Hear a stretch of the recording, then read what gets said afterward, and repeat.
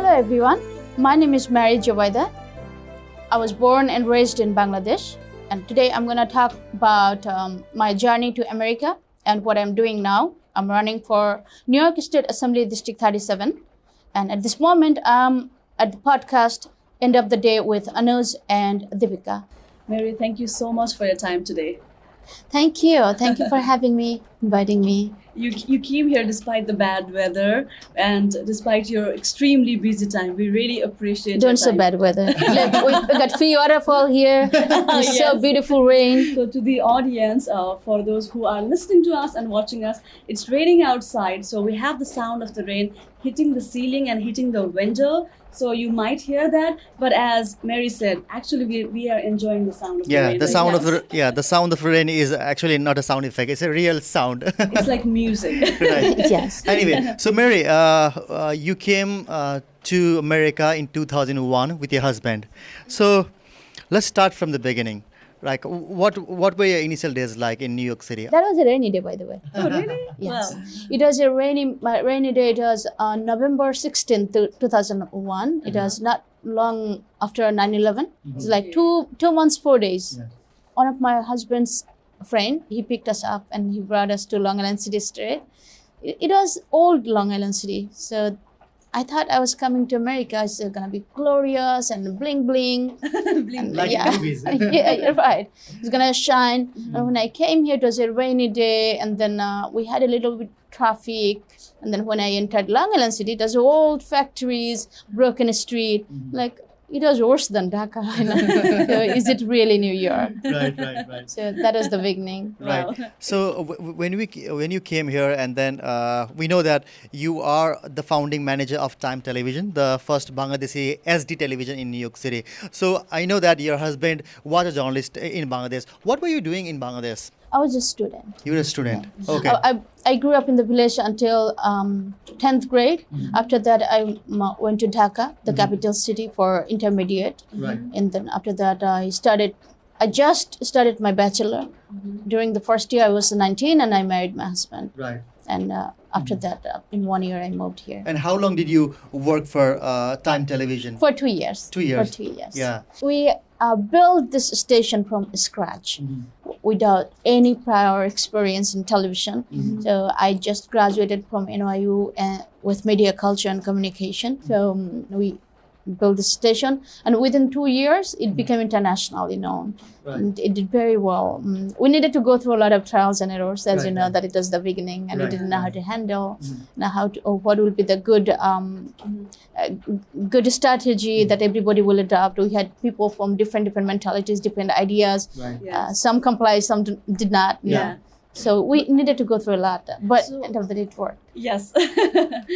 And so when you began working on these projects, and when you were also studying, and you were also planning your family, as you were doing that in New York, what was the community support like? What kind of friends did you have? I did not do everything together because I said that I already graduated when I started Time Television, but I did my education and child rearing together. So after my marriage, I messed up my education in Bangladesh. Right. It didn't go well. Up to 12th grade, it was very good. My bachelor isn't good. So when I came here, I was given options to start at LaGuardia Community College, where I did, and after 3 semesters, I was transferred to NYU. But what happened, by the time I was already a mother of one, so I needed to plan. There was a child care center at Time Television. At LaGuardia Community College. I would put my daughter there and then plan accordingly. I was a student governor and then peer instructor. But that all happened within the same complex where my daughter was being watched for at LaGuardia Community College. So it worked together. End of the day, we'd come home together. When you were studying at LaGuardia College and when you were studying at NYU, you just mentioned that you were in Students Club and Students Governing Body. So as an immigrant myself, sometimes it feels really hard to get into those clubs because you have to communicate in English, obviously, and sometimes even I felt like my confidence level was too low to put my opinions in a meeting. So how did you overcome those challenges? During that time, I saw that there was poster said like, if you want to run for student government. I had zero idea how it was like. So when I went to the student life to say that I was completely in outlandish clothes and then with hijab, Bengali person. I would wear long kameez, you know kameez? Yes. With denim. So I went there and said like I want to run for student government, and they were looking at me like because student government, how it worked was a slate, like 10 people, like they already formed their slate and they run against each other. Now I was out of nowhere, a single person doesn't look like is gonna be running and come here and say I want to run for student government. So they looked at me, but they didn't definitely express their any. I could see in the face, but they didn't express that. It's like, if you want to run, bring this at ABCD, bring it here, and they helped me take pictures and make the posters. And told me to reach out to the students. Still then I didn't know what the capacity it can serve the community or students. And then when I appeared in one of the debate, that made everything change. Because then the first debate at the school, the LaGuardia organized, it was mostly like slate versus slate, so I was the only independent there. And then after the debate, they were also happy that both slate wanted to make sure that I work with them. They were pretty much sure that both slates said like, you are winning, so join with us. After you win, we're gonna give you this position, that position. But I was independent. That way I was. Then after I was elected, the whole school, from student life office to the mentors to the ex-student governors were leaving, and then the current two slates who are running, they all were confident about my race, like Mary's gonna win. They would take pictures with me, and then after I won, they offered me a position for foreign affairs. Within less than 2 months, the student government VP transferred to NYU. The position was open, and nobody knew what to do with that. So by the time, in two months, I was very confident. I already know how it operates. And then I said, I want to be the VP, and they unanimously voted. And since then, I was vice president. I ended up. Interesting.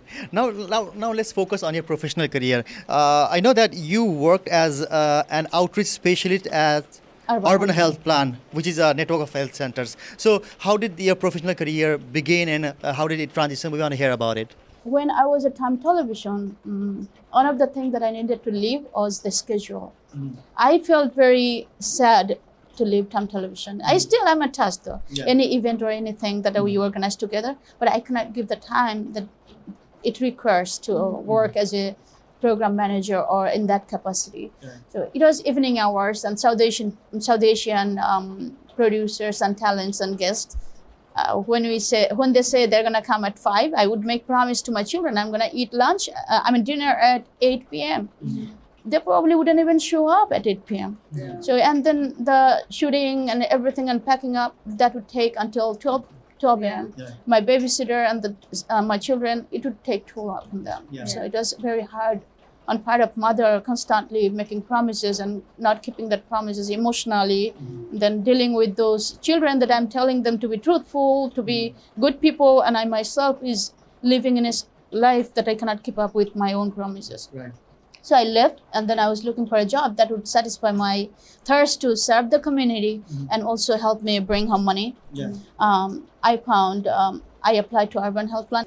Urban Health Plan, I was an outreach specialist, and my work was with the community grassroots organizations, police precinct, political offices, then community boards, schools, places of worships, pretty much from bottom to top, everything.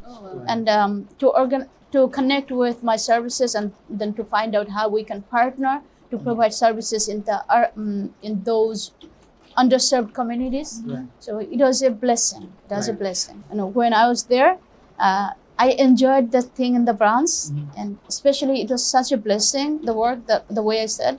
I got to know a different branch too. It enriched my experience. And then when I came to this country, media, how they project, especially our Black and Hispanic community, Yes. Latino community. Every time there was a black face on the television, that is associated with the crime, Yes. robbery, this or that. So growing up in America as an immigrant, you might not have that opportunity to get rid of that stereotype unless you have that first-hand experience. So when I work in the grounds, my jobs, over 75% people belong to either Black community or Latino community. So I saw that beautiful people, how wonderful they were. And then every time, I never had one experience. I would go out at night at 10:30 p.m., 11 p.m. And I didn't have even one encounter where anyone attacked me or said something bad. And I carry that beautiful spirit with me. And that wouldn't have happened if I wouldn't have that opportunity to work in the Bronx. Yeah, I think that would defend the hearsay belief that, okay, this part of the city is bad, this part of the city is unsafe, the people here are Yes. not good. So, your experience helped you say that, okay, that's not true. So now, with all these experiences that you have had, I can see how gradually that kind of prepared you to run into politics. So tell us how it began and what motivated you to come to this stage where you are running for the New York State Assembly. Yeah, for our audience, I just want to plug this in. Mary Jobaida is running for New York Assembly District 37, which covers Long Island City and some sections of Astoria, Maspeth, Ridgewood, Sunnyside, and Woodside. What got you into politics, Mary? It's a tough road. New York remains like a state for everyone, whether they're rich, poor, middle class, Black, brown, white, Hispanic, Asian, Latino. It belongs to everyone and equally. So with that goal to bring one inclusive New York, my journey begins. And this is a very hard journey, a lot of sacrifice involved, but I put myself in for that. How supportive is your husband? But when I told him that I was going to run for New York Assembly, State Assembly, he said, why don't you run for city council? Because still did not win, and my election is June 23rd. I do not control future, but I am hopeful. But he has that confidence upon me. Always he had. Because like, if you run for state assembly, your life is gonna be fragmented for like part time in Albany, part in New York. How you're gonna handle children and family? Why don't you run for city council so you can go to city hall by train and come home right away? Yeah, smart choice. So yeah, Very smart. but it was not about running for office. As you can see, it was the important place where the change is most needed. It is the need-based thing.